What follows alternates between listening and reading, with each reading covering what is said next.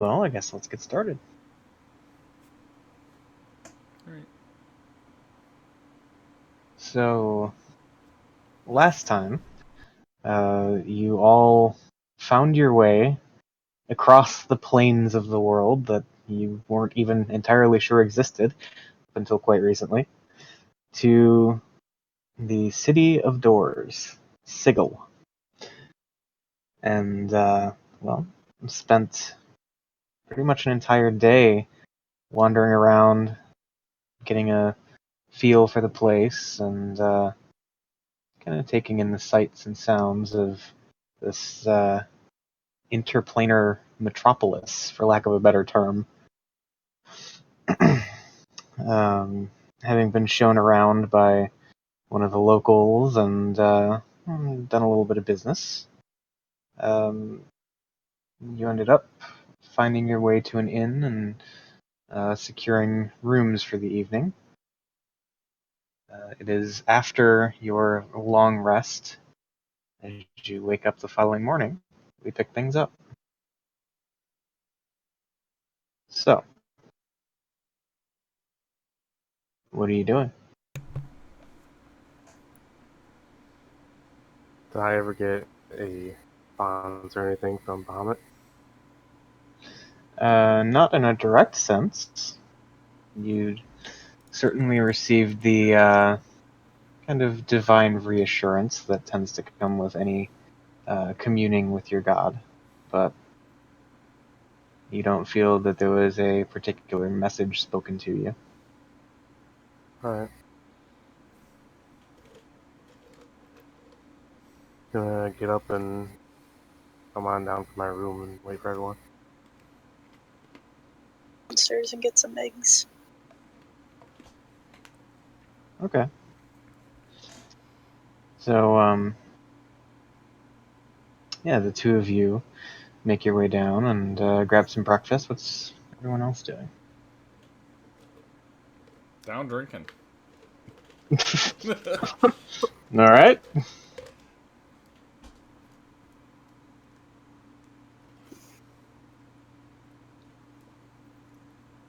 I'm having steak and eggs. Okay, that can Or be the arranged. equivalent of. All right. And Bungdo?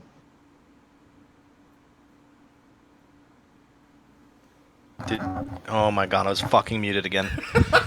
Bungdo would like to inquire if there are any special gnomish dishes available. He's hankering for a taste of home. Okay. So, upon inquiring about gnomish dishes, there are certainly things that ring somewhat familiar. Kind of otherworldly things from your perspective, prepared in similar fashions. Is there anything that seems like it's like what Mom used to make? Well, there is a particular mushroom-based dish that seems very familiar to you. I'll have that. Okay. Bungdo loves himself some shrooms. Okay. And so, yes, your breakfast is this kind of spiced mushroom dish with this thick brown sauce served on the side. You can see floating around in the sauce or some kind Is of it like a poopy beans brown or something. sauce or like a caramel brown sauce? Kind of like caramelish. Alright. Looks edible. I will take a bite. Okay. I like it. All right. Those of you sitting at the table with Bungdo, as the dish is brought over, just get the strongest whiff of like fermented beans and kind of musky mushroom smell. Certainly a bit outside the conventional humanoid fare. Bungdo's But pumped as fuck. Oh my god. Okay. just because I want to see if there's anything magical about it. All right. No, just some smelly mushrooms and fermented bean sauce stuff. I'll look at Bungdo. Mind if I take a taste?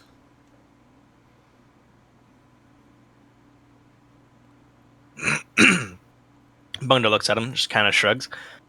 Well, I suppose so. Take a bite. I'll grab a spoon and dip it in and take a taste. Okay. So, I suppose that is.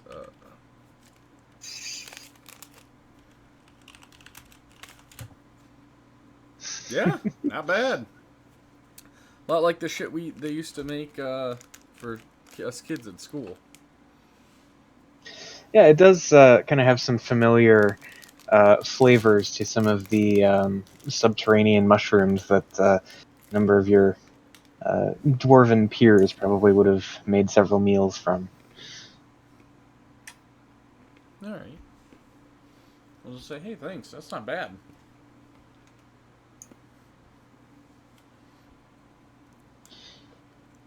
So you dig in, and as all of you eat and drink to your heart's content, getting toward the kind of later portion of the morning. And, well, you have a whole city of doors outside to explore or search for some means of returning home. So, I'd like to open the nearest door. okay. No. Meaning to go outside? Whatever the nearest door goes to. Okay. You find a closet. Is there anything in the closet? A number of cloaks hanging off of pegs along the wall. I would like to Arcana check them. Okay. Let me get my sheet back up. Oh, un character. All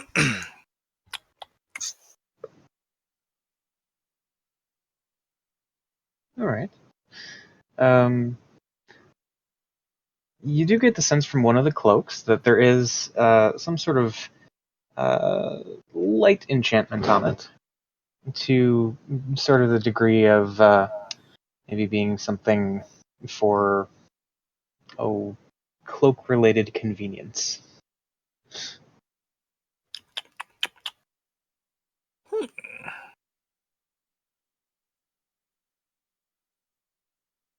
I walk out of the closet.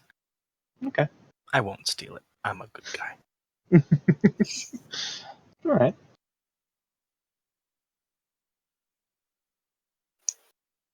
So you just kind of close the door behind you, and there you are, back in the inn.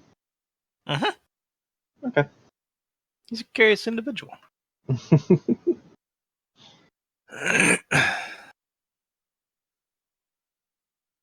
right. So you sit there in the inn, kind of hearing the morning breakfast crowd disperse and leave to go about their business over the course of the day, and you see a few of the look to be the bar regulars beginning to roll in around noon or so. Many of them sporting scraggly beards and kind of dingy-looking clothes. What are you guys doing? We should probably figure out a way to get back.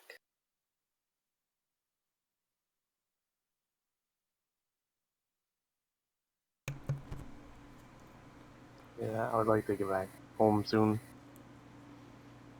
I agree, but how? Magic beans. What? Well, it's Bungdo suggesting that, by the way. Magic beans? What are you talking about? Magic beans. There's always some sort of like magical fruit or bean or something that lets you cross dimensions or go up like, plants or down plants or through time through plants. I don't know. Bungdo's just trying to be helpful. I look at my end, Trogdor. Can any of you Do any of you know, have a clue what he's talking about? Nope. I'm gonna restart. Gonna what? She's restarting her computer because things ain't working right. Right.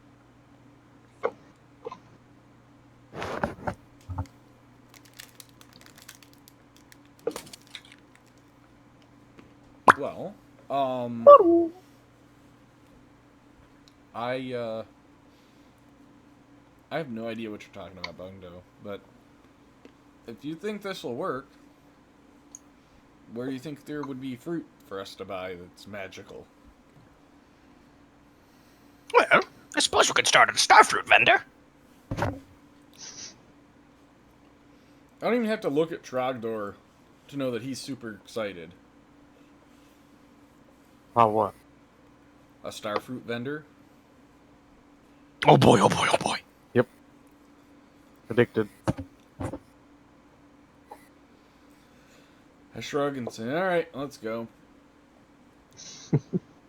And out you go in search of a starfruit vendor, and possibly along with that, the means of finding some sort of magical fruit or vegetable to get you back to your home world. Yep.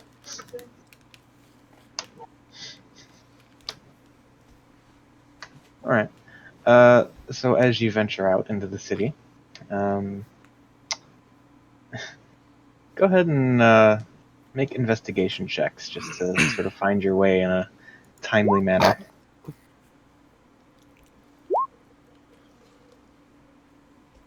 Alright. Togar and Bungdo, go ahead and make perception checks. Oh boy.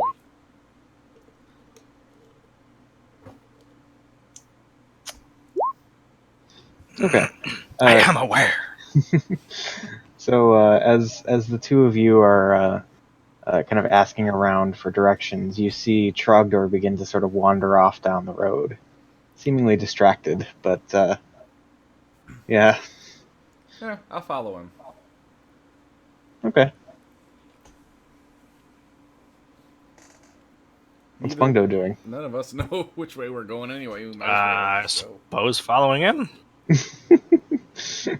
Following him got us into this mess. It's gonna get us out. So. Okay. Trogdor, as you kind of just lose interest in the vaguely starfruit-like load of a, looks like some sort of farmer's cart, but alas, was not starfruit. Oh. You kind of snap back to a vaguely aware state and realize you've wandered probably a couple 100 feet down the road from where your two friends were. Looking around, you can, in fact, see Togar kind of just watching you from a ways back. Like, the hell, man? I guess I'm gonna walk back. Okay.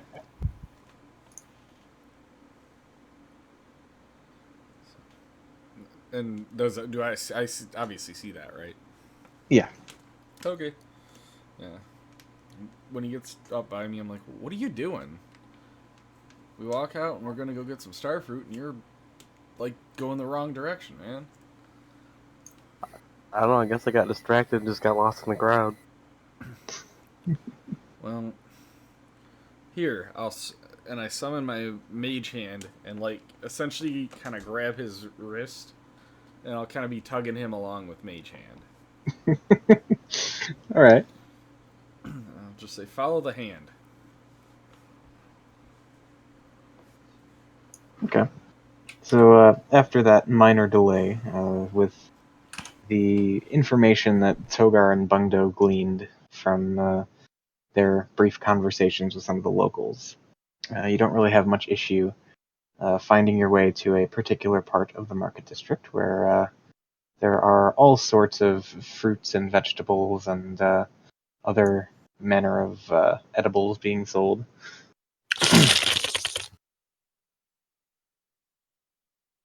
And yeah, so you as you kind of make your way in, you just see cart after cart after cart of, well, lots of produce. Some familiar, some not. And in fact, there are several vendors that seem to be selling starfruit.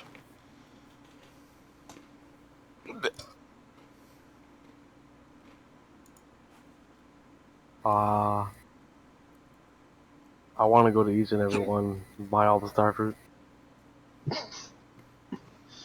Okay. So you go to the first one, and they have a standing inventory of 120 starfruit. How much do they cost each year? Here they cost 4 copper apiece. They're heavy. Is it like 4.8 gold? Or something like that? I'm curious, if you put something into a bag of holding, does it retain its weight? So the bag of holding consistently feels as though it weighs the same amount, if that's what you're asking. Okay. And how much can a bag of holding hold? 500. I believe that is correct. Or it's like a square space of like 7 meters or so, 7 feet or so. I don't know, something like that.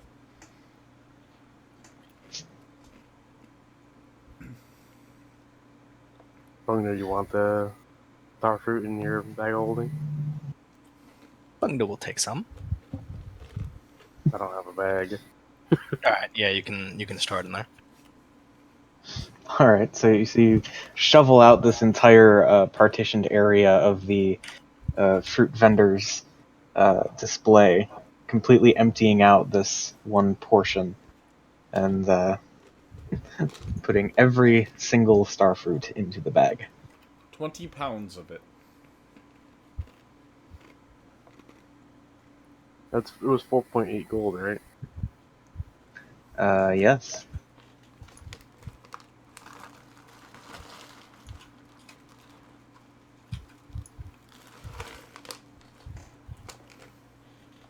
I will buy more if you want.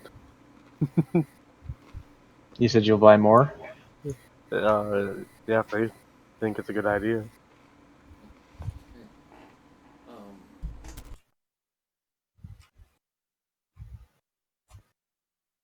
I mean, I'm not opposed. Okay, buying it all. Okay. So you move on to the next visible display that has starfruit featured in it. And this time, instead of being one of those shallow kind of confined partitions of what's effectively a tray, you see a crate of starfruit just lying open and sort of propped forward so as to be visible to passersby. Upon inquiring with this particular vendor, you discover that he has in stock about 75 pounds of starfruit. How much for all of it? Let's see here. Taylor, it sounded like you had the precise conversion for that. I'm sorry, what was Take that? a look there. How much weight? It's 75 pounds of starfruit. That would be... Oh, How many? God. 100 of them is 20 pounds. So that would be Oh, jeez. like... Oh, okay. 300 something? No. Yeah. Close to both right there, wouldn't it?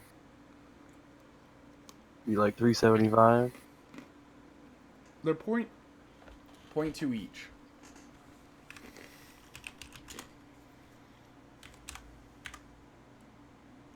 Yeah, 375. Okay. Yeah. 4, 5. Alright, 15 gold it is. I haven't got 15 gold and start shoveling starfruit into the bag of holding.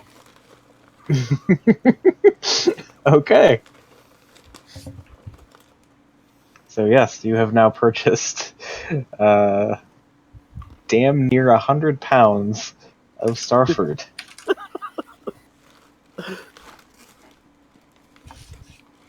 I think that's good enough.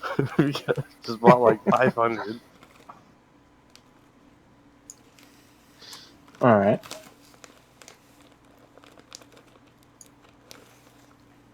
So what's next on the agenda? All this time I've been looking for like any weird looking fruit vendor, like magical looking fruit vendors, I guess. Okay. I mean, it's hard to tell at first glance. I mean, there are certainly a number of things that seem foreign and otherworldly. All manner of strangely shaped and textured produce to be seen, and, well, strangely shaped and textured vendors to accompany them.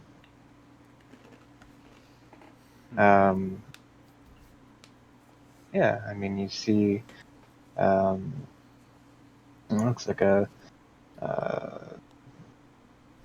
kind of a almost bald rat-looking humanoid vendor, sort of just standing and selling these kind of jagged-shaped fruits.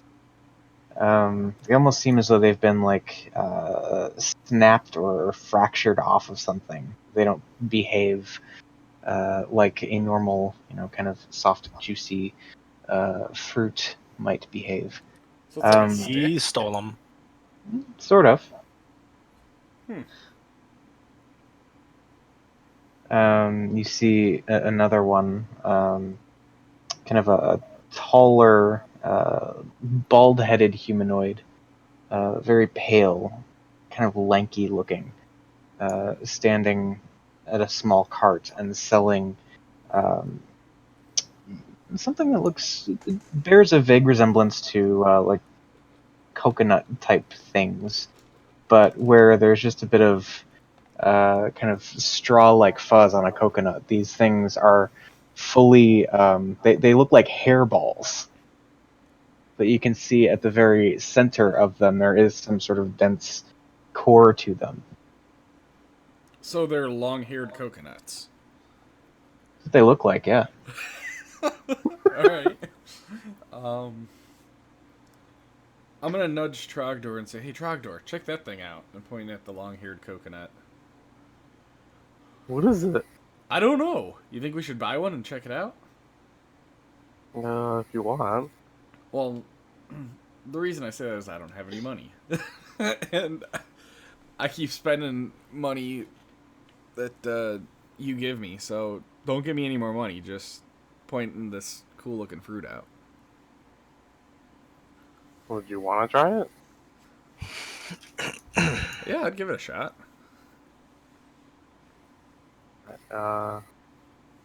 Guess I'll ask the owner of the stall about that fruit and how much it costs. Okay.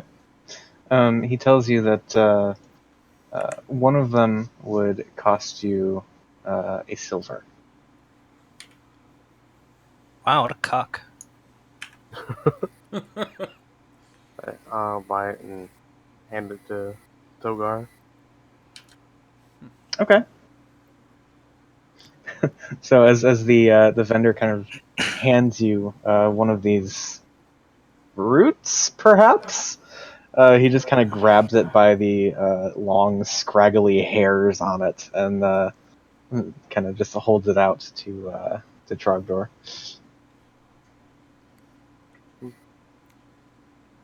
And I'll buy like the tips of the hair. okay. Like it's a gross napkin or something. Give it to Togar. I use Mage Hand to take it from him. Okay. What does it look like? So- Like, All right. just a So hairy as coconut? yeah, as your mage hand kind of grasps it and pulls it over a little closer to you. You can see, yeah, it looks like a coconut that's been allowed to grow out like a mullet kind of thing. Uh, uh, and you can see as you bring it closer and closer still, the core of it seems almost gelatinous. Huh.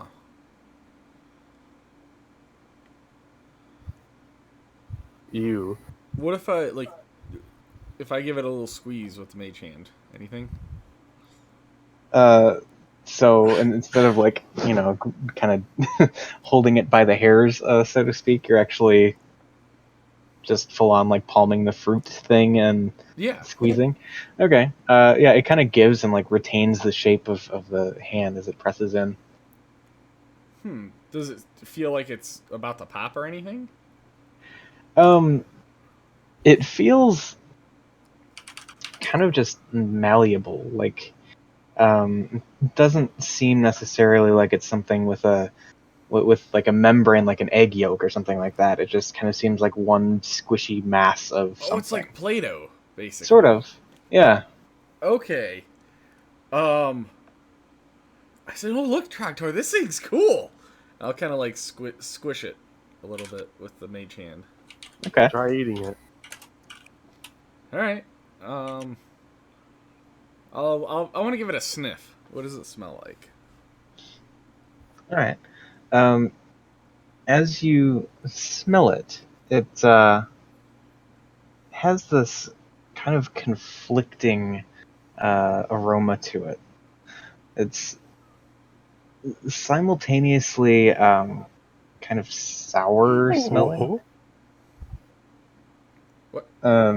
Let's see. What do we got here? We have a Becca. Yes. All right. Simultaneously kind of almost sour smelling, but also there's this weird kind of herbal scent to it. I'll look at the vendor and say, "How are you supposed to eat this?" And he kind of looks at you confused as to why you would buy something you don't know how to eat. But he then kind of demonstrates on the one that seems to have been sort of cast aside or whatever. He kind of like pulls out a few errant-looking strands of, the fur or hair, so to speak, and then sort of like winds the rest of it up into sort of a handle and just takes a bite. Huh. So he just gets the hair out of the way and takes a bite. Yeah, basically. All right. I'll mimic that then. Okay. You're a giant hairball. Bungdo is just watching incredulously. Yeah, I'll do it and I'll take a bite. Okay. So you do this, and as you bite in, the texture is unsettling, to say the least. Sort of, I suppose, like, would be a good comparison. Not. No, more like kind of a caramel filling, but there are bits of something almost gritty in every bite, and so you can kind of feel your teeth grinding as you kind of like try to clear your mouth in a sense Yeah. as you try to kind of work it into your digestive system or out if you choose to spit it So out. it's basically sand and caramel. Kind of, yeah. Okay. Roll to see if you like it. Does it? Yeah. I mean, is it sweet to the taste? It's not exactly sweet. I would say it's kind of uh, almost pungent in like a um, borderline sulfury kind of way. So it's like old gum that you dropped in the sand and just kind of shrugged and picked it back up and started chewing it again. Yeah, and it has like the tiniest hint of like bad eggs. Mm-hmm. I'm glad I gave it to you. Yeah, I'll swallow the first bite, but I'm not gonna take any more bites. Okay. I'll say, well, it's definitely different. I'll just say, hey Maya, you want to try it?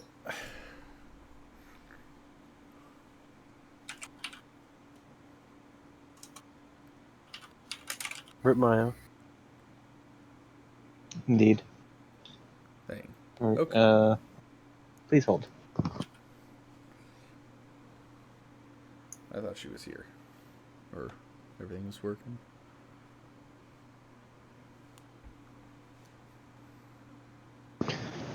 Apparently there were updates, and now... Now what? Sure. Okay, anyway, she's having Discord issues. So, Hey! There we go. never mind.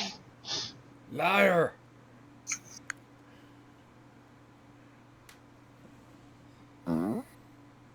Okay. So yeah, you've just been offered a bite of what looks like an overgrown hairy coconut. Except kind of squishy on the inside. I will bite into it. Alright. You said you will. I will. Ah. I will take it in my hand and bite into it. Yeah, and a kind of sticky caramel-like sensation fills your mouth, along with sort of a gritty quality resembling sand. I spit it out immediately. It is absolutely disgusting. It's one of the most disgusting things I've ever had in my life. Fair enough. Much like real person me and lychee fruit. The thing we just bought 500 star fruit. Yeah, he did that. That's the thing. I heard the 100 pounds of it, but I wasn't sure how much that translated to. It was like 400. Or no, 500 would be 100 pounds. Yeah. Yeah. It's like 95 pounds. Yep.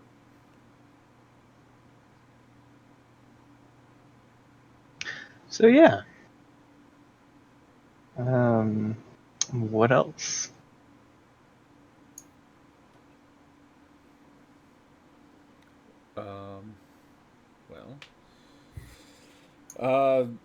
Yeah, I couldn't see any real strange fruit other than this thing. So, I don't know. I'm not sure what to do next. Do we know of any shady parts of the city? The whole place seems shady. Does it seem shady, or does it seem like it's in the shade? We may never know. I mean, you can't see a sky anywhere, so there's that. Okay, it's shady.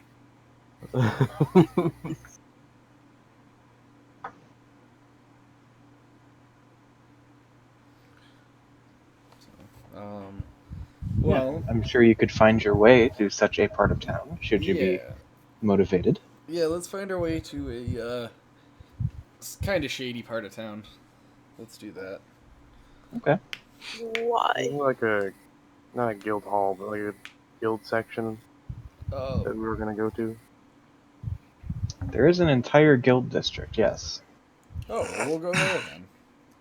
Okay. I didn't realize that existed. That does indeed exist. I was gonna go to find some back alley dude that'll get me back home. Hey, the shadiest shit people do shit like that. Alright.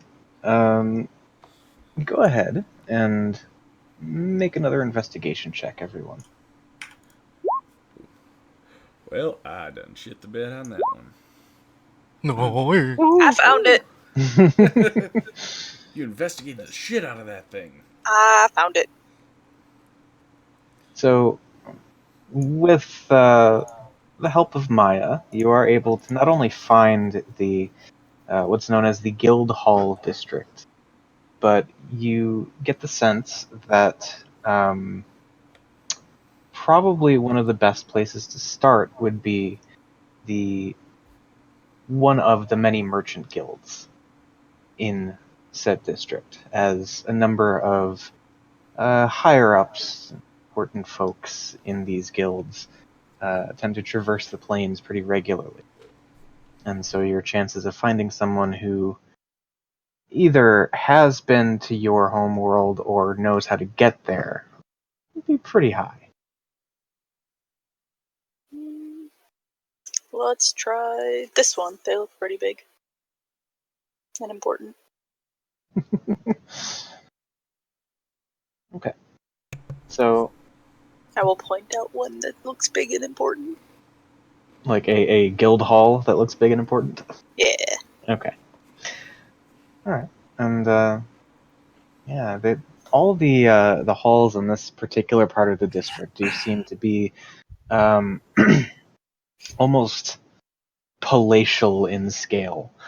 It's like massive manor type, vaguely resembling house sort of buildings, but clearly dedicated to more of a kind of conducting of business, meeting place, sort of facilitating the social nature of marketing and selling that these higher ups in trade would probably depend so much upon.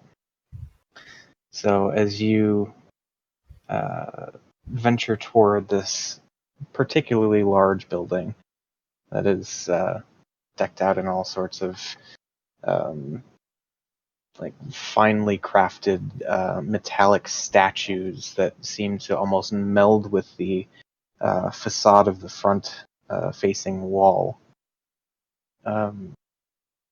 Once you reach a certain point, the doors just sort of swing open on their own. These massive 15-foot tall silver doors engraved with all sorts of different beings, some of which you recognize, others that are entirely foreign to you. You are able to make out some of the species that you've run across in your travels here, such as a Zorn, much like your three-armed blacksmith friend. But soon the doors are sort of tucked back, revealing this cavernous, marble-floored room where a number of tables, each made of stone and probably large enough to seat 20 or so people. They're all just laid out with a good 20 feet between each table and the next. And you just see very prim and proper, kind of posh-looking individuals sitting around having quiet conversations amongst themselves. I'd like all of you to go ahead and make perception checks. Oh.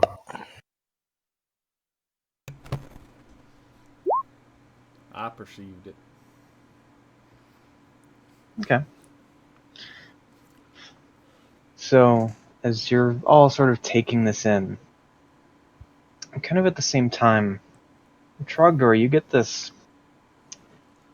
uneasy feeling that you've had before.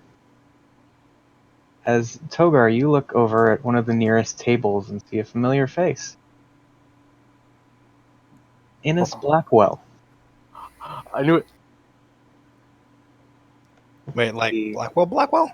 Yeah, Yeah? the so-called lord who lives just outside of Perrin in his sprawling manor. Oh god. And he's just there. Octa may have gone, but I was part of the beneficiary of that cocaine. Or kenku.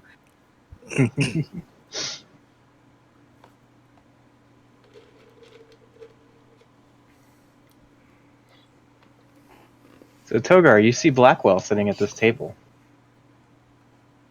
He doesn't seem to have noticed your entrance. So you can do what you will. I'm gonna, like, basically turn around and stop Trogdor and say, Trogdor?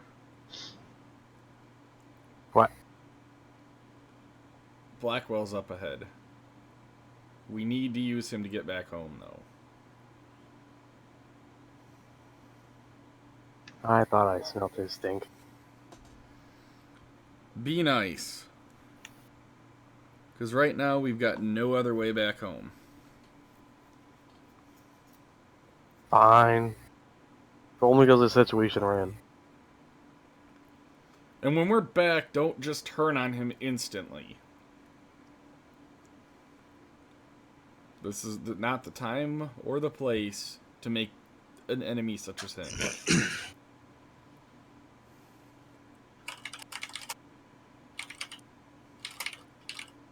I'll be a good boy. Okay. And I'll spin back around and start walking up towards his Blackwell's table. Alright. So you approach, and he is still sort of sitting there, and kind of a casual, if, well, kind of important-looking conversation. There's a certain intensity to the look on his face and those of his companions at the table. And they do speak quietly. I lean over to Lilith and explain who Blackwell is. Good to know. Is this room big enough for my steed to come in? Yeah, I would say so. And I have a follow in behind. Okay.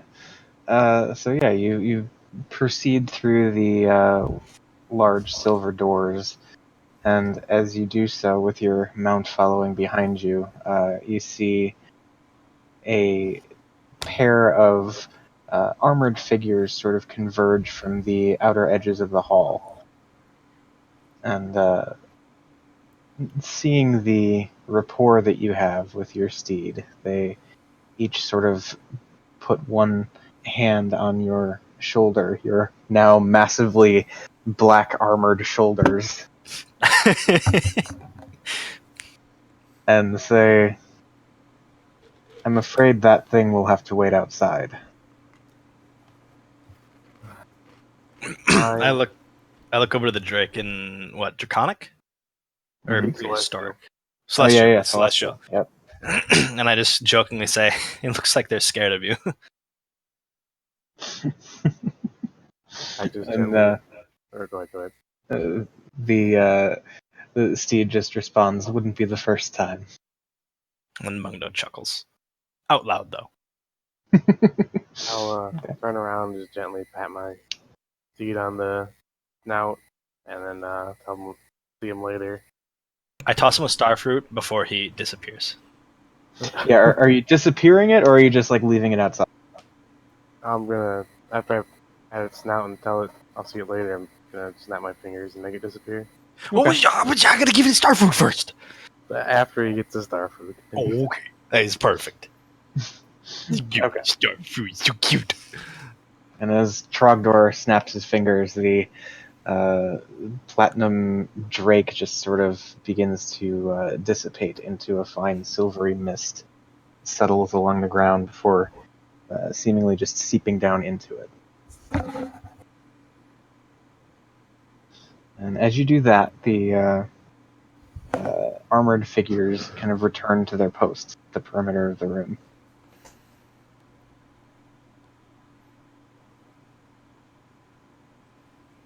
Alright. So, how are you making your approach? I'm just gonna walk. I guess does it look like it's like spots for people to like sit, or is he in like kind of like an, I guess, office style where he has his own like section of the table or so, you know? I'm trying to. They don't seem to be partitioned off. I mean, the tables are situated far enough apart that you would be able to hold a somewhat discreet conversation from, other visitors to this hall. But it's certainly still a somewhat public kind of forum. Okay. Um, I guess I'll just kind of hang out on like the edge of the crowd until he's done talking to whoever he's talking to. All right. Well, the thing to know is there's not really a crowd here per se. It's people seated around tables and very few kind of milling about from group to group, seemingly kind of assistants, secretary type folks.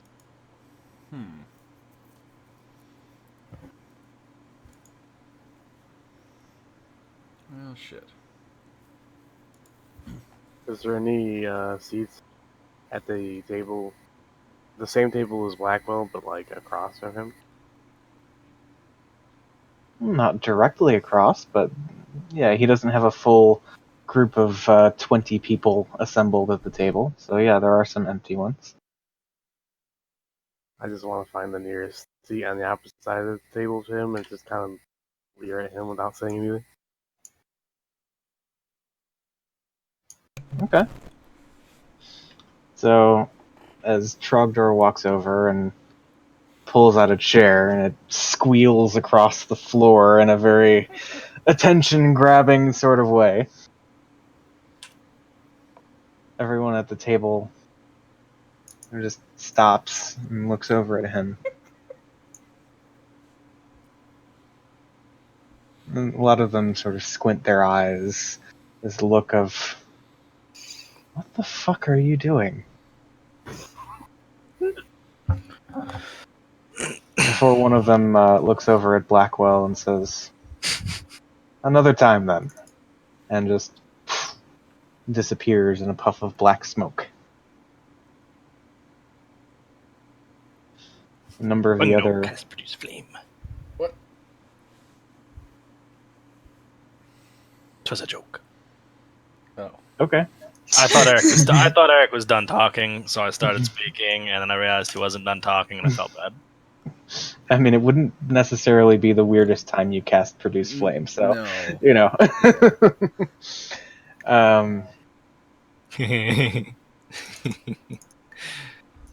But, yeah, a couple of the others kind of follow suit. And They all disappear.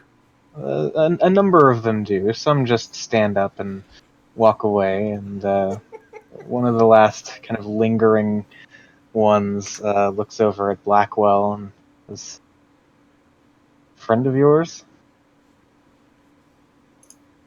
And Blackwell kind of glances back over at him, and you can sort of see like a little bit of an eye roll almost. At this point, I run up and say, Trogdor. Hi. Hi, Blackwell. Trogdor, what did you do?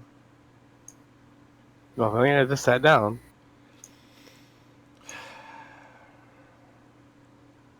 I really need to put a frickin' leash on you. Anyway, sorry, Blackwell. You know, I hadn't seen you in quite some time. I was beginning to wonder if perhaps something happened.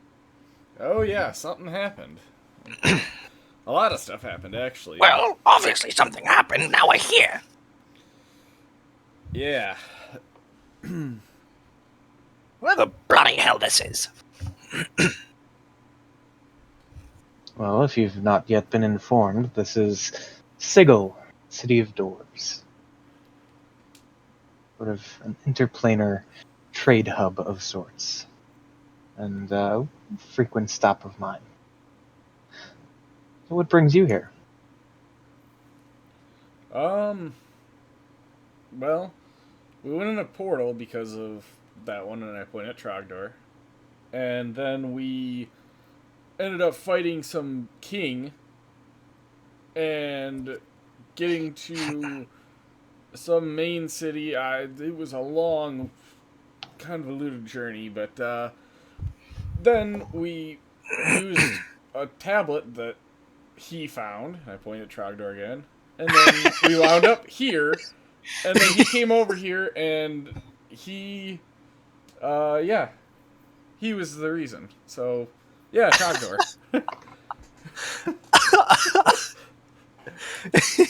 Just point at them the whole time. Yes, basically. I'm Fucking just leering at Trogdor. Blackwell. Huh? I'm just leering at Blackwell. Like a staring contest.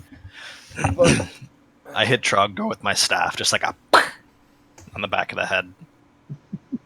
Ow. And then I give him the stink eye.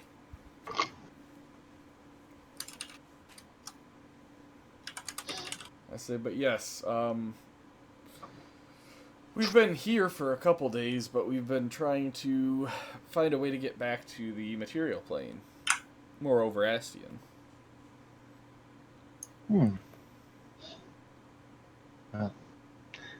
I think you may have found the right person for such a task.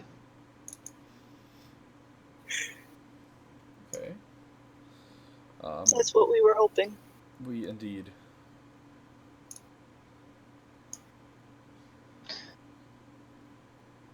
There would, however, have to be, some sort of benefit on my part. I mean, I can't Of course. just...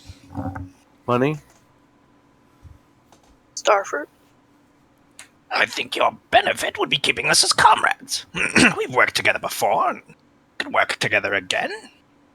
I would hate to have something like this put a damper on our relationship. And that is all I ask, is that we rekindle our business relationship. Oh, Bungdo raises an eye, not suspiciously, but intrigued. I'll sit down. I would assume the spot directly across from him is now open, right?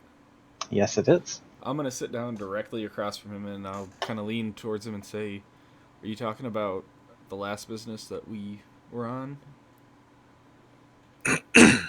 Or other business. Bungdo just kind of blurts that out. But, sneakily. At this point, I kind of scooch the chair out next to me and signal for Bungdo to come up and sit down.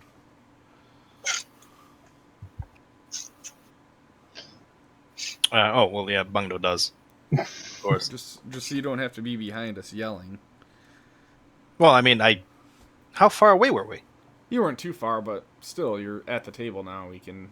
Okay, I just kind of expected that Bungdo was like a foot or two away from the table. Yeah, So Just Bungdo not was sitting. yeah. You just went at the table, so we can discuss. So. Bungdo likes to stand so he can feel important, because when he sits, he's even shorter. You can stand on the chair. I don't care. I just want you at the table.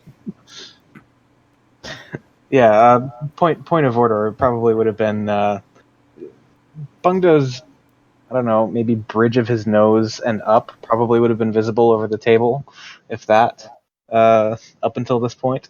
Just his eyes peeking over. Yeah. Yeah, but their eyes are the devil, so it works. Alright, Bungdo is now standing on a chair, kind of not a spread eagle pose, but like his feet are like, well, for him it'd be a foot apart, and then he's just kind of got the staff like going all the way down to the ground. Okay. His staff is a normal size staff, by the way. All right. Slightly shorter than normal. Okay. So, in response to your question about whether this is related to that last bit of business you attended to for Blackwell, suppose you could say that. Though really any number of things could be construed as being connected to that sort of thing now. Well, we did get some more leads on it, and there's a lot more stuff going on in this world than there's some big stuff going on. Number one, That world. what? Yeah. Oh, sorry. In that world, yes. Good catch, Maya. Thank you. First of all, and I'll kind of lean even closer and say, Orcus is starting to gain a bunch of followers, and there's been a lot of stuff about him happening. I also found out that as an aside, did we ever tell him about that we found the boxes with the Clogonite? yeah. Yes, you did. Okay. So we told him that. And we told him about the worms and shit too, right? Yes. And I'll say, so we have discovered that the worms were in some religious thing, and it was an altar of some sort. So, and I'm finding a lot of Orcus stuff around. We fought a beholder, we fought a Bodak, we fought a few things, and yeah, big things are happening out in this world right now, or that world. We were on the cusp of trying to solve it, but then it went looking for a cloak and got kind of distracted, if you will. So Seems to have been quite the distraction. I kind of roll my eyes and kind of glance over at Trogdor's direction. Yeah, it's an ongoing distraction. You didn't have to follow me.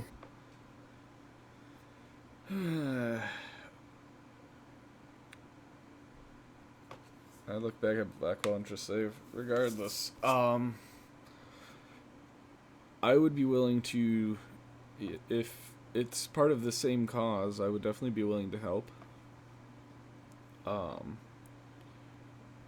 With whatever you have in mind.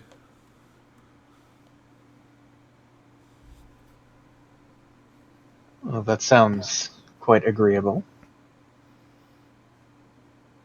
And yes, it is, I suppose, related to that last bit of business. Once again, I find myself with business concerns in the locale of Drake's Landing.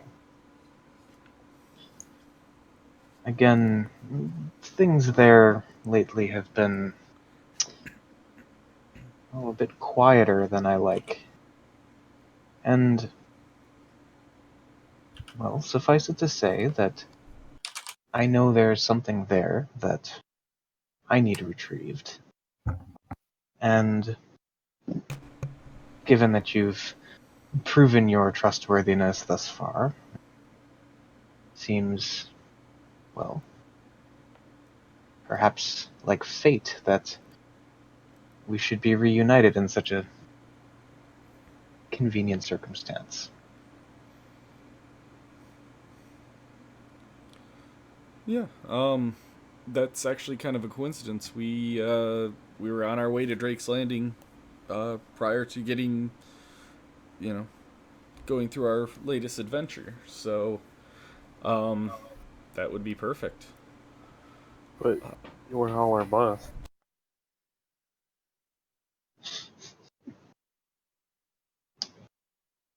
Blackwell just sort of looks over at Trogdor and raises an eyebrow. I don't know. He's been doing a lot of starfruit. I think it's messing with his brain. You've been kind of cutting out there for the last couple seconds. Oh, sorry. Is this better? Yeah. Okay. I just look at Blackwell and I say, sorry, he's been doing a lot of starfruit lately. I think it's messing with his brain. Well, if he's ever interested in something a little stronger, I think I might have some connections he could make use of. But I raised an eyebrow if I had one. You raise the, what's it called? The eye bone?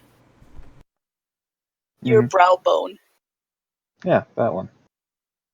Dragonborn should have one of those.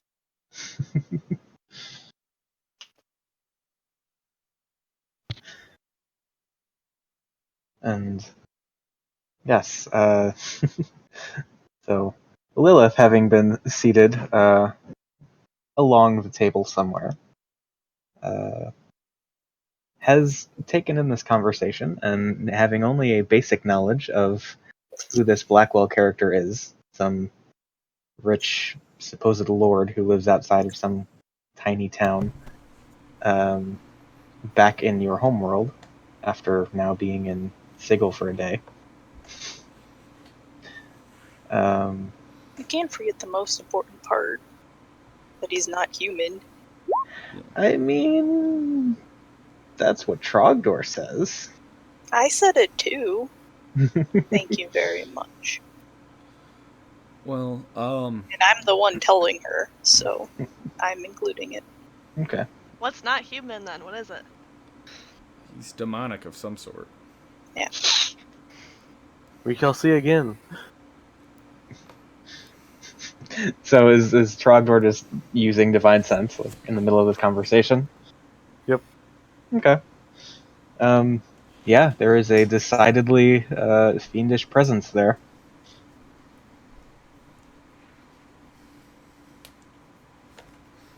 Blackwell's demon confirmed. At this point, I'll kind of just lean in and say, "Hey, Blackwell, just out of curiosity," and I'll just kind of lean even closer. And I'll say, "We know you're not human. What are you?" And I say that just loud enough for him to hear. Okay.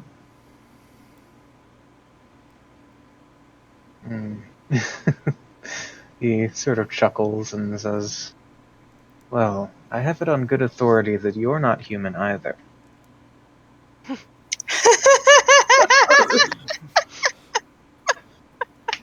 Fair enough.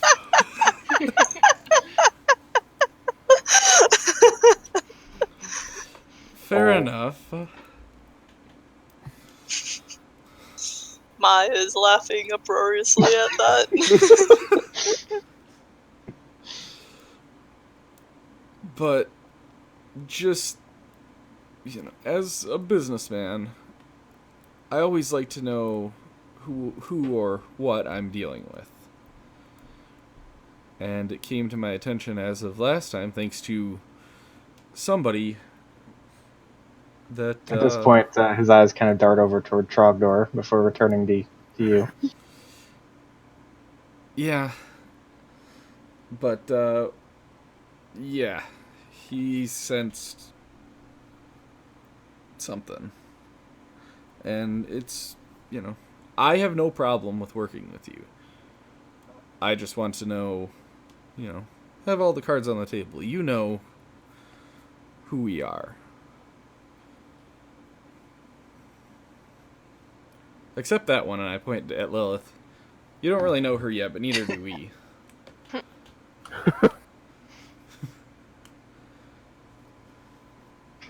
He just sort of smirks and says, "I'm a businessman."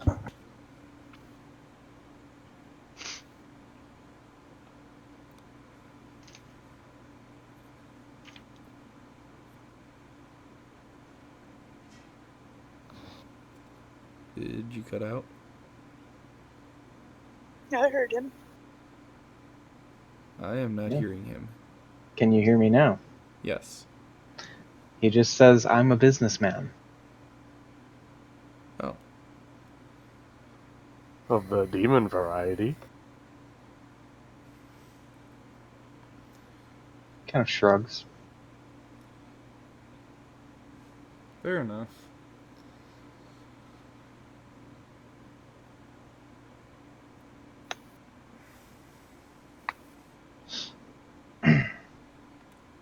Sure, I will do this.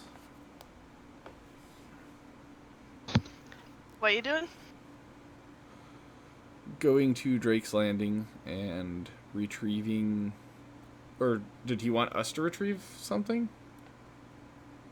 Or was it just going to Drake's Landing and checking it out? Yes, the work I need done would involve retrieving a particular item for me. Okay. Do we know what and where it is? It's difficult for me to say with any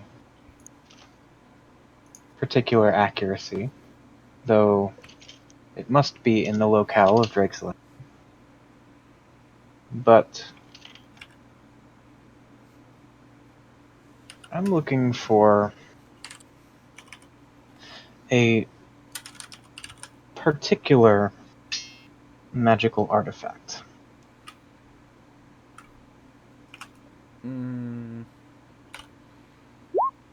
Okay.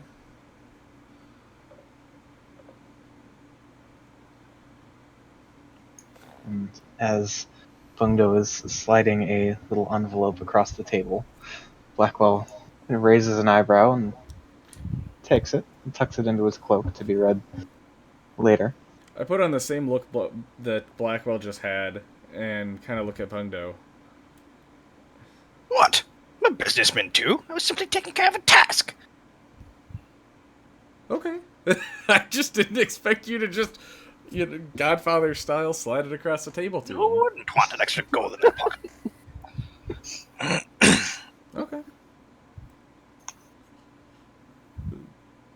Just Bungdo leans back, and his rat is in his hand, and he pets it. His rat. That's a rat. Philip the rat. You guys have a lot of animals. Dude, this rat has been there since the OG days. Yep. Yeah, back when you first met Blackwell and he got you out of that jail cell in Perrin. Mm-hmm. Yeah, Blackwell goes back as far as the rat.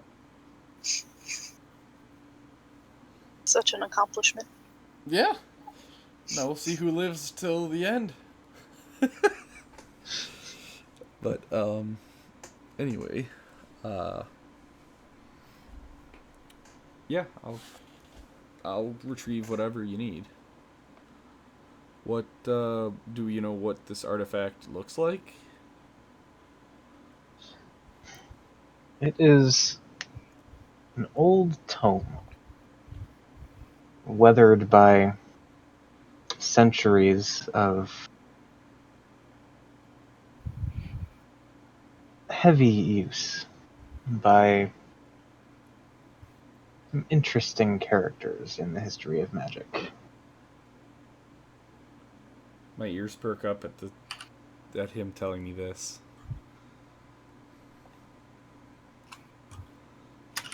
What does this tome look like?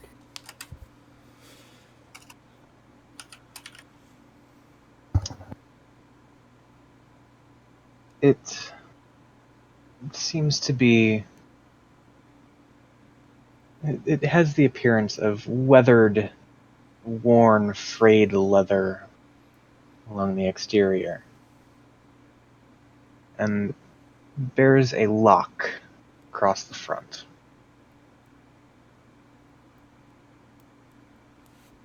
The pages seem to be made of various ages and shades of many different materials, as though it was pieced together over several centuries.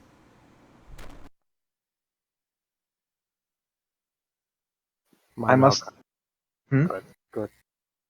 I must admit, I'm rather concerned it may fall into the wrong hands in Drake's Landing, given what I now know to be the case of what's going on up there.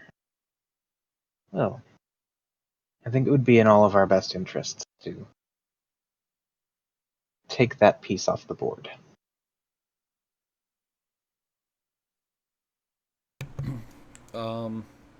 Does it hold some particular spell, or like, is it a spell book, or what is it?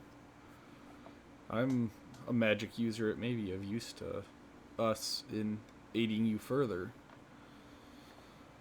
It is a spell book among many other things. None of which I would wish to be in the hands of the type of person who must have orchestrated the events to which you were belated witnesses in Drake's Landing. Fair enough? Yeah. Just so we're on the same page. Yeah, I know you're a businessman, as am I, but are you working towards the betterment of, or the end of our area, your little kingdom that you have?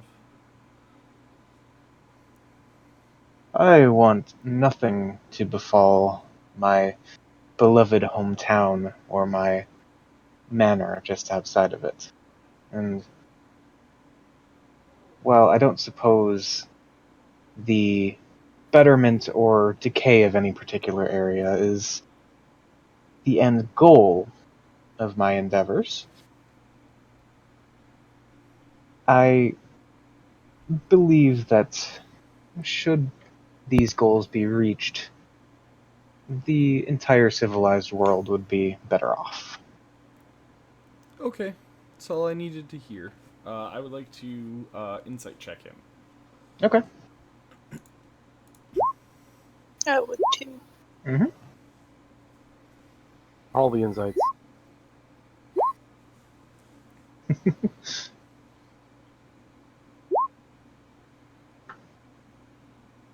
Okay. Yeah, I mean, from what all of you can tell, seems legit. Okay. As always, it will be a pleasure working for you. And I will kind of stand up on the chair to try to shake his hand. Pleasure indeed. And then Bungdo does a obnoxious or grandeur bow. And then hops off the chair using his staff, just kind of spin around it onto the floor.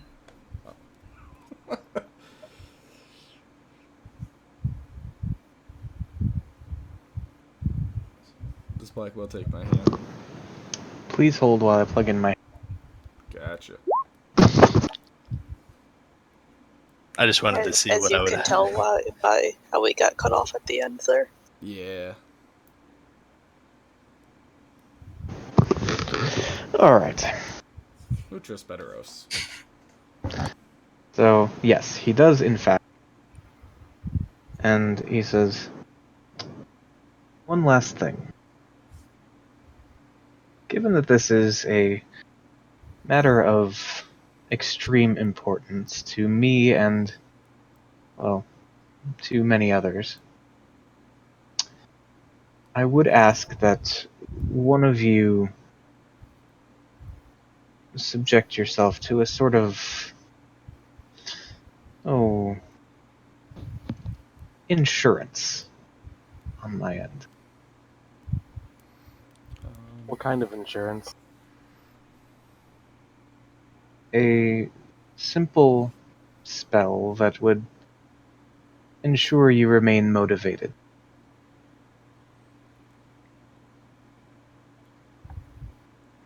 What kind of spell?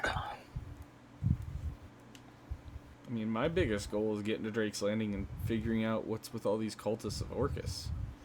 It seems our two goals are neighbors. Because Drake's Landing's not a very big town. We've been there.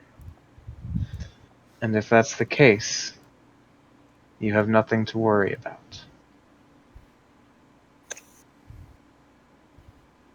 Bungdo will do it.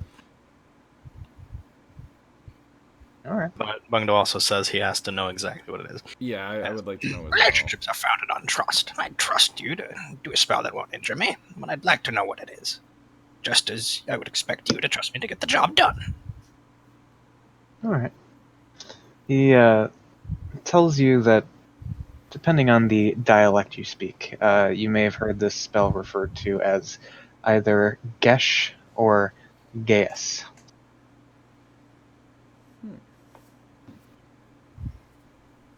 And effectively, what it does is, for a period of time determined by the strength of the spell and the strength of the caster,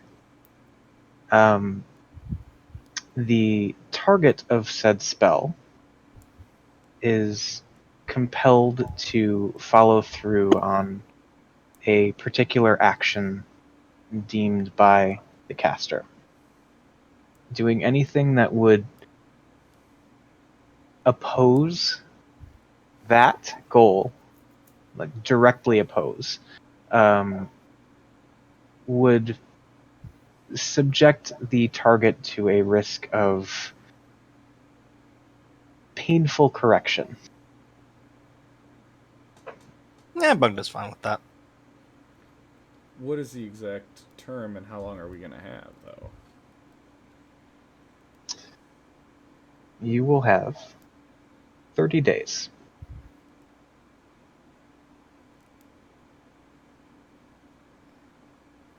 I look at Bungdo.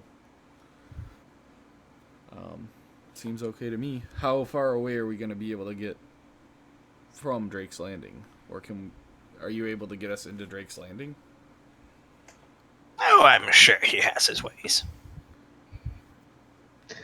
Indeed I do, though planar travel has become a bit less stable over the last while. I make no guarantees that you will emerge directly in Drake's Landing, but I can certainly get you close. Okay, yeah, that'll work. As long as you're not gonna throw us in like Strassa and make us travel 20 days just to get to Drake's Landing. Actually, Strassa wouldn't be bad. I mean, the 20-day thing would, but I actually still need to go to Strassa, so... Like, I have so much shit I need in Strassa. Christ, can we go to Strassa after this? Yordhal's already on the to-do list. What? Said Yordhal's already on the to-do list. Yeah, Yordhall. We're going to Drake's Landing now. I just need to stop by there. Oh, I do too. I want to stop by Strassa too. So Yordhall, well, Drake's Landing, Yordhall, Strassa. Well, hello! So as this whole discussion is going on, Blackwell kind of turns toward Bungo and holds out a hand that you can now see is emanating a faint green aura. Bungdo rolls up his sleeve and holds out his hand, I suppose. Okay.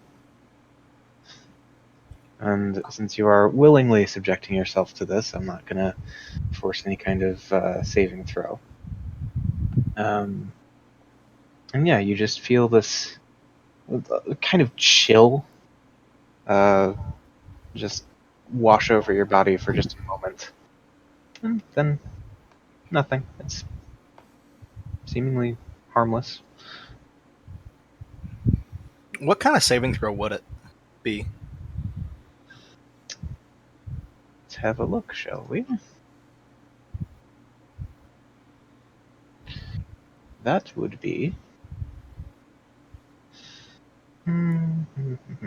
a wisdom save.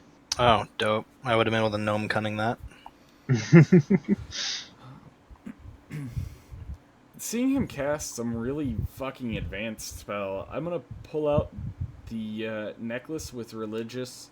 I have a necklace that is necklace with religious stuff on it. Okay, so one of those things that you found in Ledford's place?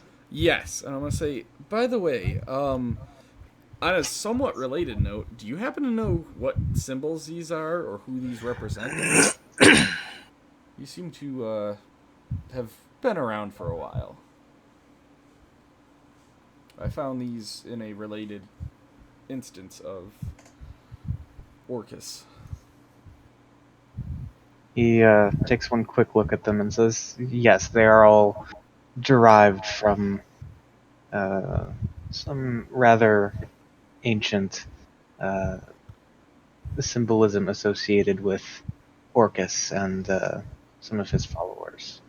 So it's just all Orcus stuff. Orcus and Orcish the Orcus. the King of Worms. Oh. Were those two related at all? Because we saw Charybdis too.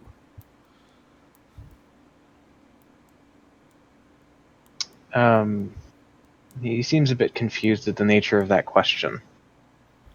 Are Orcus and Charybdis in any way related? Do they have history with each other? Anything that you know of?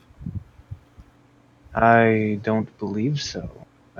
Charybdis was that creature in the sea that you dealt with in your first visit to Perrin, yes? Yep. I hope so. Mm. Shit, I'd hate if it was bigger.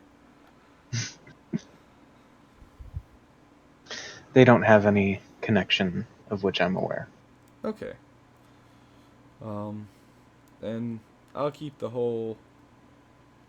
And I'll kind of nod my head towards Trogdor thing. Keep the whole him thing a secret with, your true self. I just figured I'd at least, be open with you as you've been, helpful to us and have not done anything to, prove you are evil or bad or anything like that, so.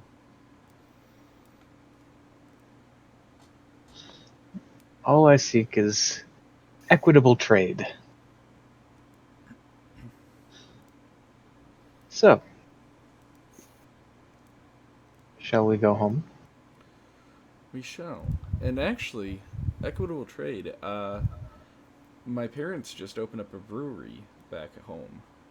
It's very small right now, but we may be, we may be able to talk.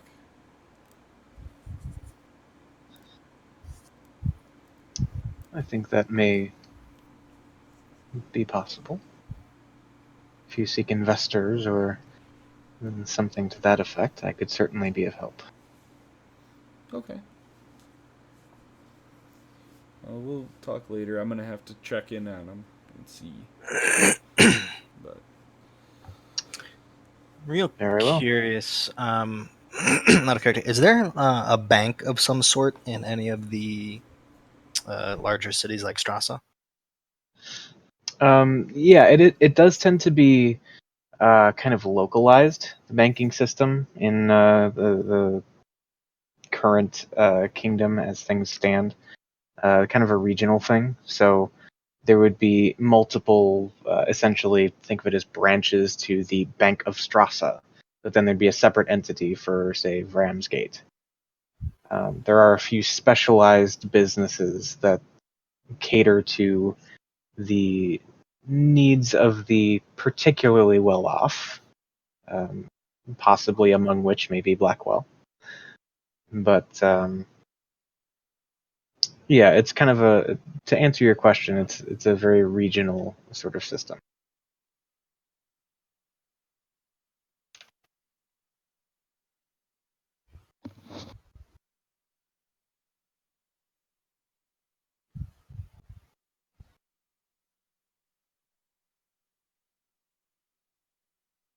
So,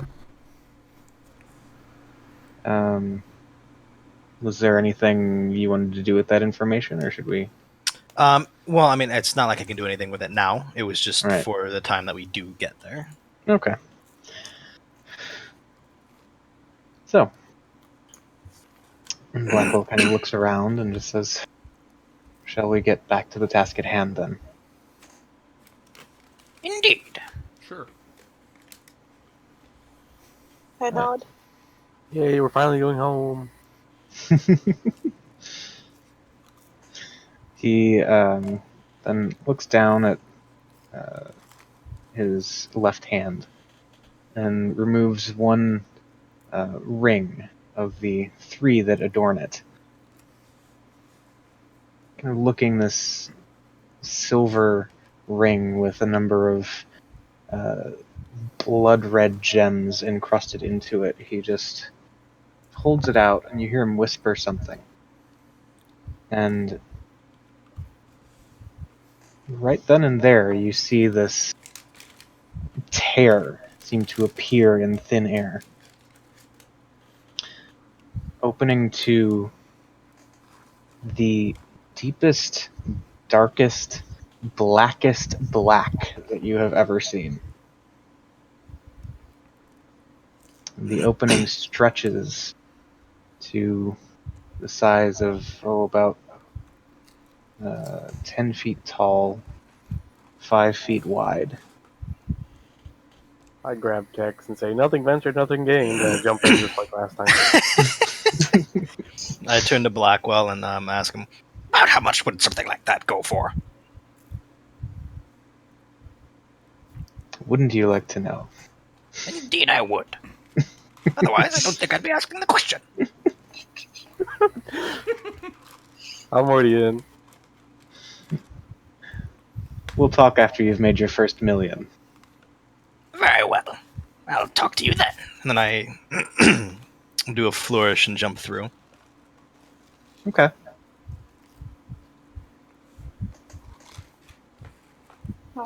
I guess I go in afterwards. I just walk. Alright. I just walk. Alright. We are now in the far realm. No, I look over and He's not. I'll say, well, as I said before, and as I'll say again, it's a pleasure doing business with you. I'll kind of tip my hat and step in. He just says likewise and gives you kind of the head bow before watching you step through the portal. And as all of you venture through, you almost instantaneously, as though you had just walked from one point to the other in a single step, feel your feet make contact with dry, sort of crunchy ground. You look around at this place where you've emerged and see dark gray skies as far as the eye can see. Just enough light to make out the sort of barren looking countryside that, while it's certainly stark and inhospitable, there is a familiarity to it. You look to your left and you see, looks like a large body of water churning, waves crashing up against the cliffside. You look to your right and you see a road, maybe 100 feet away from where you stepped out of the portal. A number of wagons and carts and other things of that nature lying burned and broken and overturned along it and along the sides.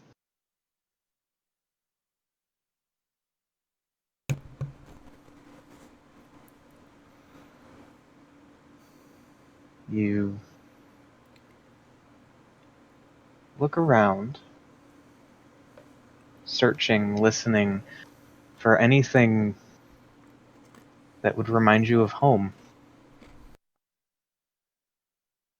But you see no wildlife, no living vegetation, no movement We're besides not the in the churning Nine of the Hells, water. right? You don't know. Yelling that up to the sky. Can I explore the wagons? Yeah, I guess I'll poke around with her. Take it with the group. Okay.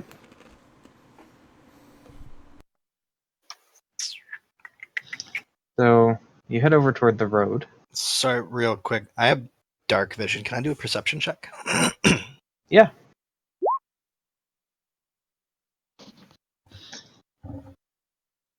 All right. So, yeah, looking around from your current vantage point, you see everything I described. You can make out over in the large body of water on your left that there are what look like the remnants of a number of broken and scattered ships.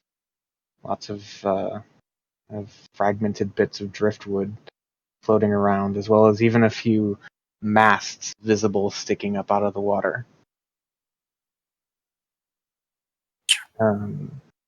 Looking over toward the wagons and the road, you can see that there are visible bloodstains on many of the surfaces there,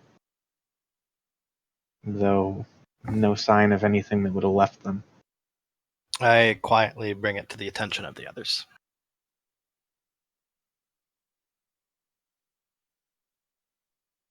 Gone for a month and shit hits the fan? What's going on here? Yeah, I mean, as far as you guys are concerned, you've only been gone a little over half a month. Or depending on how time is relative to either, it could have been like even less. Yeah. Or more. I'm just saying, as far as the time you've experienced, it's been 16 days? From last time we were at Drake's Landing? No, not since you were at Drake's Landing, since you were in Astia. Oh yeah. Do they look freshly destroyed, or are they like... Have they been there for years? Doesn't seem fresh. There's no smoke rising up from the wreckage or anything to that effect. But I mean, does the wreckage... Like, does the wood of the wagons look to be aged very bad? It does seem to have begun rotting away, decomposing in some places. Okay, so these have been here for a while, then. Probably. Are there any notes or clues on where we are or anything? Go ahead and let's see. Let's call that an investigation check to kind of poke around for clues. Alright, I guess I'll help her since I'm over there. Please. Nope. Oh, a 10 and full fail. I mean, just keep running into you like you're getting in my way.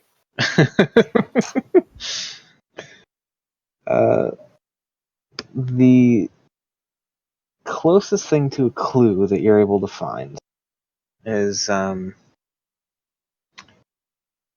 you do see looks like a kind of a handbill, like a small poster kind of thing for Startide Sundries in Perrin. Well, we're at least on the right place.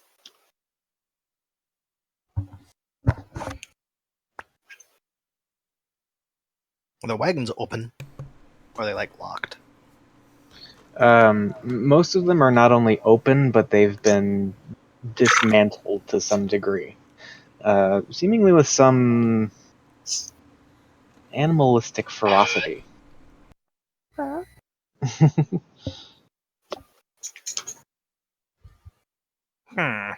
Indeed.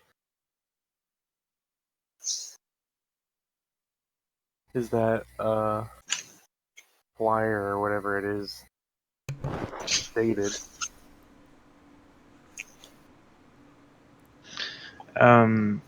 The date on it would reflect about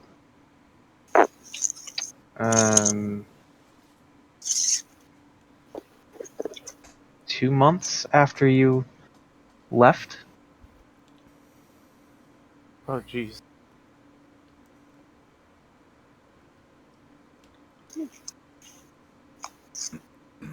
Um.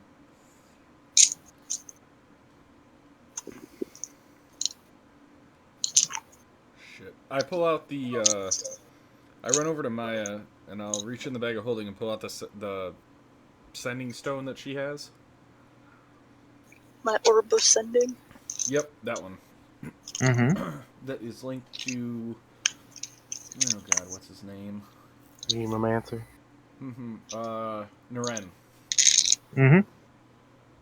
I'm gonna say, Naren, come in. How long has it been since I've talked to you last?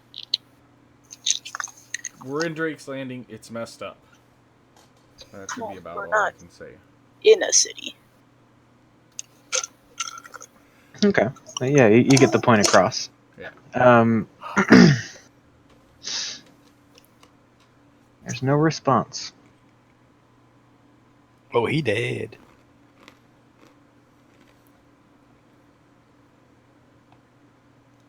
Just nothing? Nothing.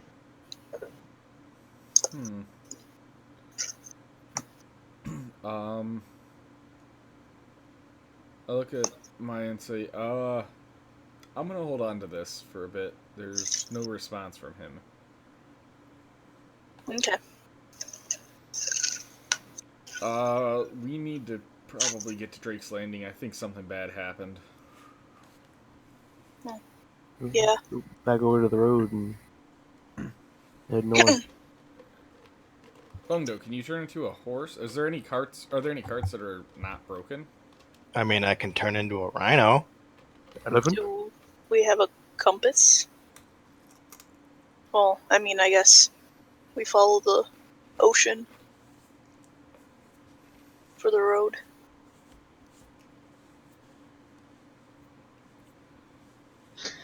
And to answer your question about the carts, there are some that you could at least feasibly sit on. I mean, just about all of them are kind of broken apart in some form or fashion.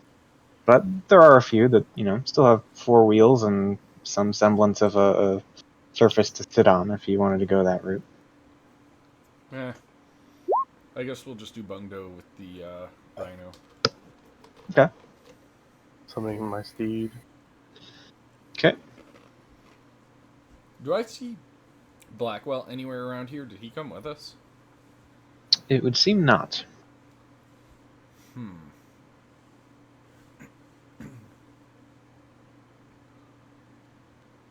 And we're in Perrin.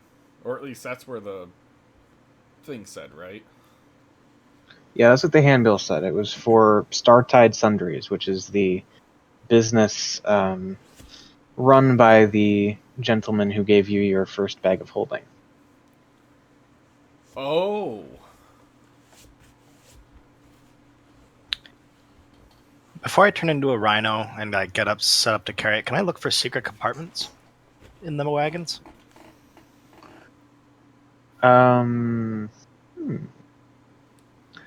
Since you haven't already done a thorough search, I would say yes. Go ahead and make an investigation check. Okay. All right.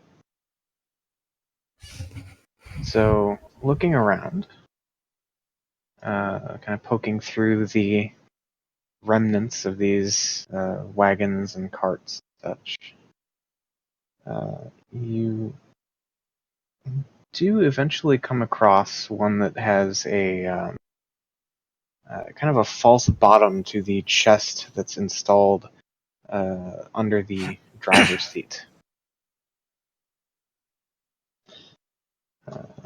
And let's see. It does seem to be locked. there seems to be some sort of mechanism pinning this slightly loose false bottom in place. But it's most definitely hollow under there. I'm gonna. Fuck, where's detect traps? I want to detect traps, and then. There we go. I just slowly walk by whistling to myself.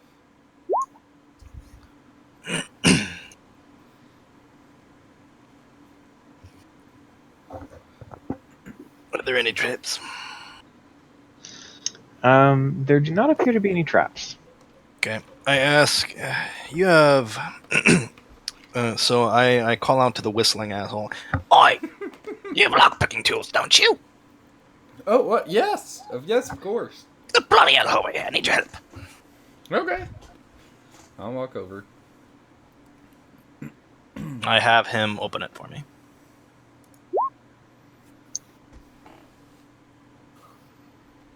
Okay. And Togar goes to work with his specialized set of thieves' tools, eventually finding the mechanism to release the pins that hold the false bottom in place. And as you slide it out of the way, you find, kind of tucked away in there, a pair of leather gloves, a couple of what look like small books, probably just by the outer appearance of them, probably a journal or a couple of journals or something to that effect, as well as a single like felt bag that seems to have a solitary item inside. The bag itself has a drawstring and is tightly closed as of you opening this container. I'm writing this down. Since I'm Okay. right there, can I just Arcana check the gloves? Yeah, go ahead. Okay. They do not seem to be magical. I put them all in my bag of holding. I'll look at them later. Seems kind of dangerous here. Okay. Wow. I give him the gloves. Yay! I just wanted to see what they were. All right, I'll put them in my pocket because they're just too dangerous here. Okay. So I guess we should head toward, at least in the direction of where we think a road would be. No, there's a road. Oh, there is a road. Yeah, the wagons and carts and things that you're poking through are kind of strewn about along a road that you found that runs kind of parallel to the coastline. If I look out at sea, do I see... Charybdis isn't out there, is he? We didn't just, like, Just fuck make- around and not notice a giant worm out there? No, you don't see any aspiring demigods emerging from the depths of the sea, no. Okay. Just making sure, because, you know, you never know. So,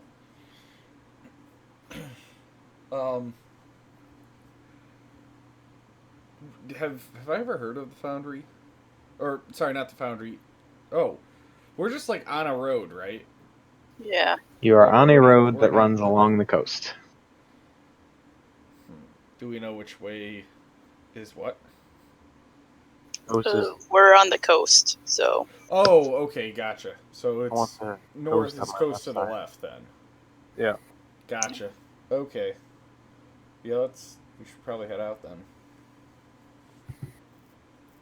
I figured out that earlier. That's why I bumbled it halfway through.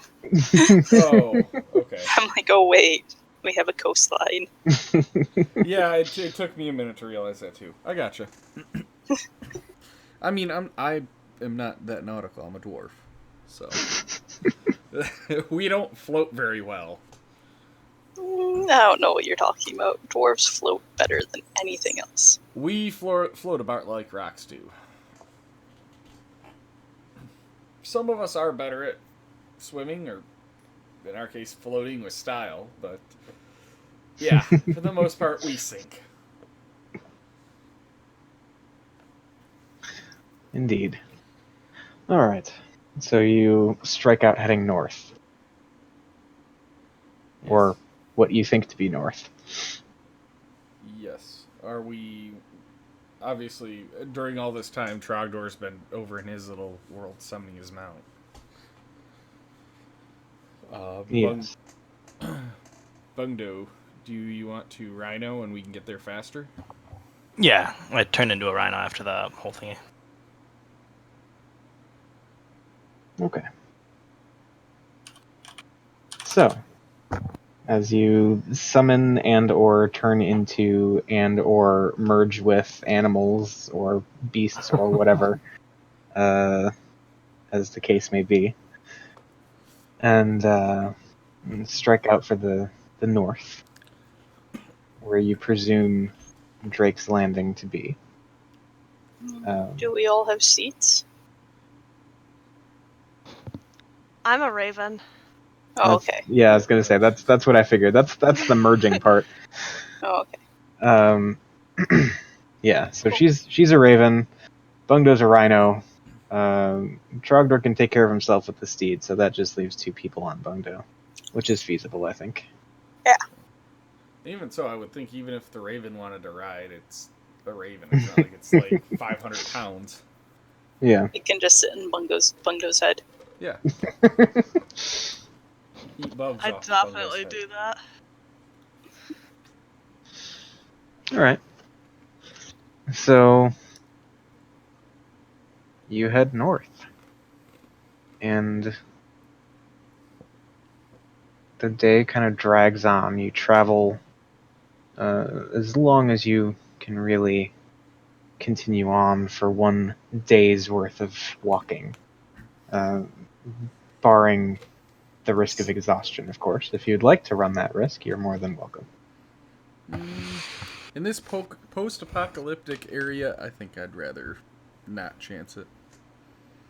Don't trust What, what's chance actually gonna exhaustion and happen. dying? Or get No, eaten? just not chance exhaustion and having to deal with stuff. So I think we should just rest.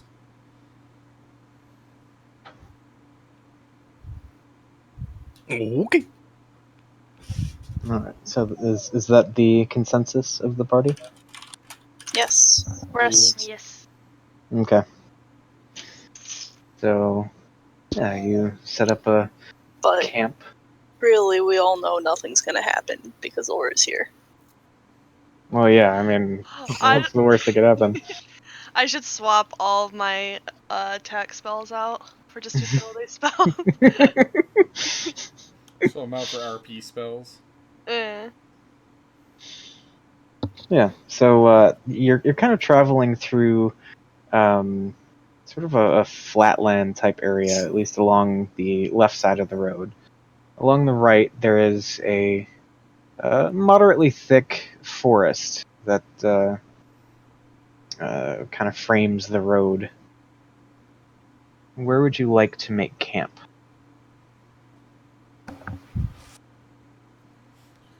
I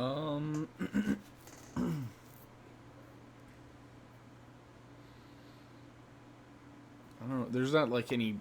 It's just like thick forest out on the other side, either side, right? It's not oppressively thick, but it's a reasonably dense forest. Is there any like open patches that I see? You could probably throw together a campsite in some small clearing of sorts if you wanted to. All right, But we should then- do that. Well, then things can hide behind the trees.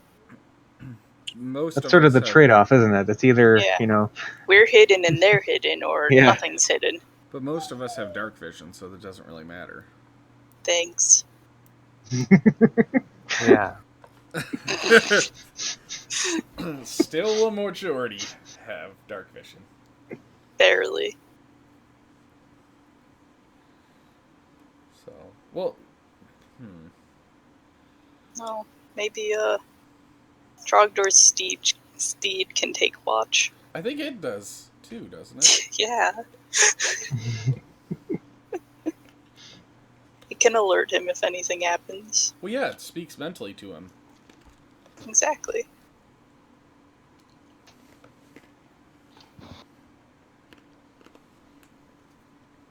That'll work. How perceptive is your steed? No idea. I don't have a character sheet for it. Eric, how perceptive is my steed? It's a one. Let's see.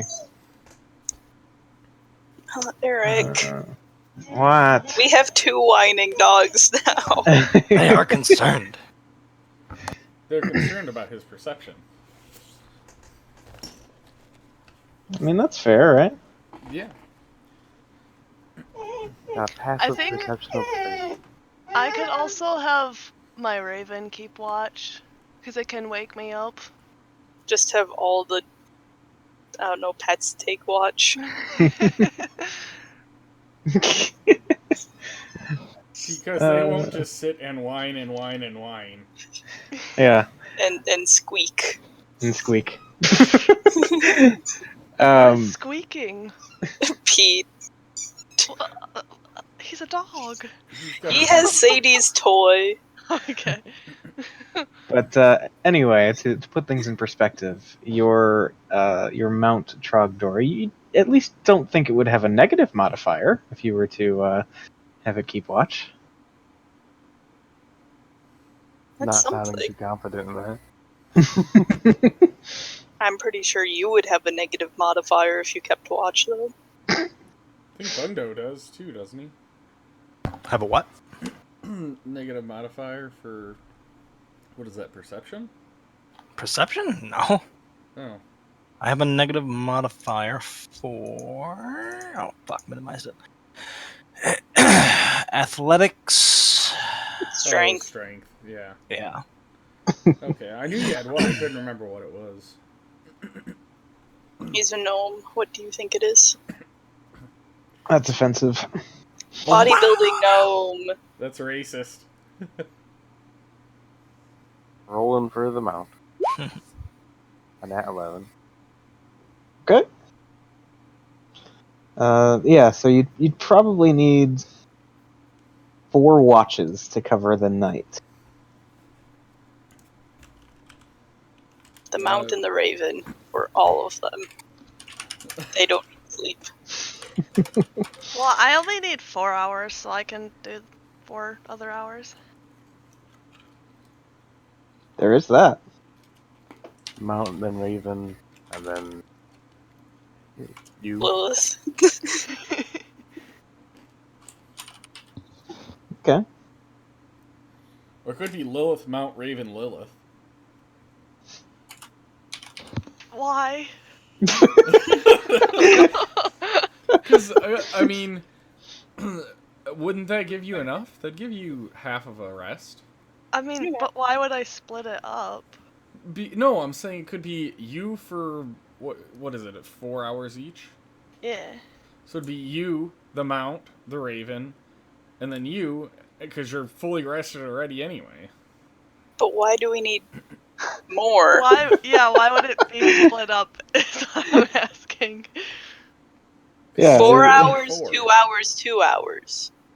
Oh, I gotcha. I thought we needed 4 hours. I don't. I mean, I don't think you need 16 hours of watch. No, I wasn't Suddenly questioning we are all cats. I think technically the Raven could do all of it though, because it doesn't sleep. It's a spirit, and it says it can wake me up if it needs to. Nor does the Mount sleep. Okay. Yeah. So they Does the can just mouse hang out stay? together. Yeah, like technically we don't need anyone to take watch as long as they're perceptive enough. So how much do you trust your While we're on companions. it, how much sleep does Kex need? He sleeps all the time. I don't Pretty know much. I mean, as far as disposition, he's kind of got a lot of cat-like qualities, but he certainly has the appetite of a dog. Yeah. Is he So. getting like fat just sitting on top of Trogdor? He might have put on, like, a fraction of a pound or something. But, yeah, alright. So we'll call that the watch for Trogdor's mount. Let's see. Were there any special stat modifiers for that raven, or is it just basically a raven but in spirit form? I'm looking it up right now.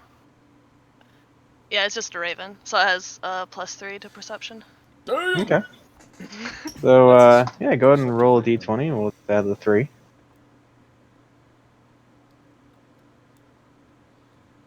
Nat 20. It's gonna be a 2. Oh!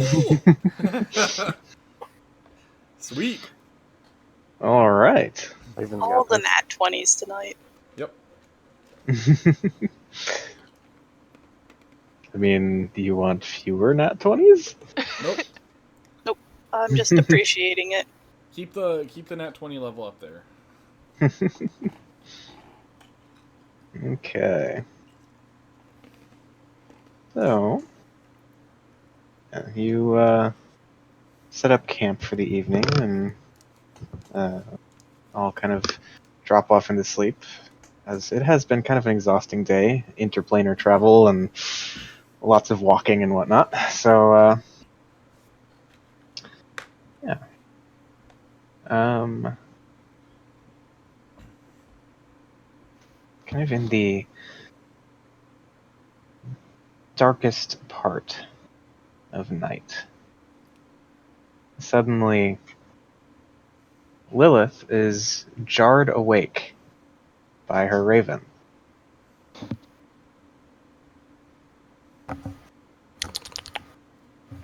And I see.